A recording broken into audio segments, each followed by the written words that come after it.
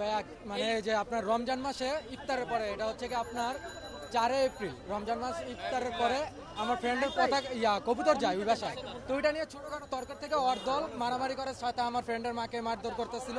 তা আমি ছুটাইতে গেছি যে ভাইয়া মারধর করেন কেন, স্বাভাবিক বিষয় ভাই, একজন মারলে তো আমি ছুটাতে যাবই। মানে দুজনটা দুদিকে ছড়াইতেছিলাম, ভিতর থেকে আরো 10-12 জন লাঠি, হকি স্টিক, বিভিন্ন অস্ত্র নিয়ে এসে আমাকে সব মারধর করে ভিতরে নিয়ে যায়। বলে যে 999 ফোন দে, মানে মিল্টন সমাদার দোতলায় ছিল, বলতেছে যে 999 ফোন দে, চাঁদাবাজির মামলা দে, ওদেরকে ছাড়বি না, যা হওয়ার আমি বুঝবো, থানা পুলিশ আমি বুঝবো। তো এরকম সময় আমাদের এলাকার যারা মুরব্বী আছে ওনারা যায় ভিতর থেকে আমাদেরকে বের করে নিয়ে আসে।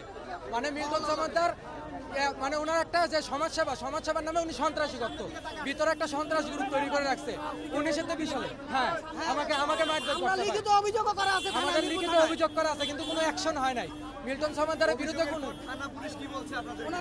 ওনারা তদন্তে আসবে বলছে, এবং কি পরে ফোন দিয়ে বলছে যে দেখেন মিল্টন সমাদারকে তো এভাবে তো ধরা যায় না, আপনারা একটা সমাধানে আসেন।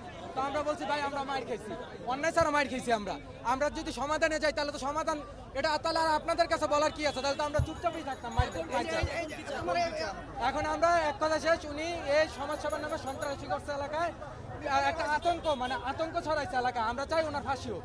উনি অনেক অত্যাচার করছে এলাকার মানুষের উপর, অনেকের ভিতরে নিয়ে মারধর করছে, অনেক পোলাপান চাঁদাবাজির মামলা দিচ্ছে, চুনের থেকে পানের থেকে চুন খসলে উনি মারধর করে সবাইকে।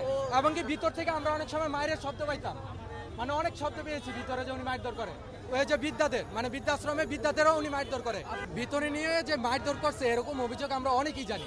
যা এগুলো হচ্ছে আমাদের, মানে আমরা শুনছি এবং কি দেখছি, বাট তখন ওনার বিরুদ্ধে যাওয়ার আমরা সাহস পাই নাই। আমাদের ভিতরে একটা আতঙ্ক কাজ করতো সবসময় ওনার বিরুদ্ধে।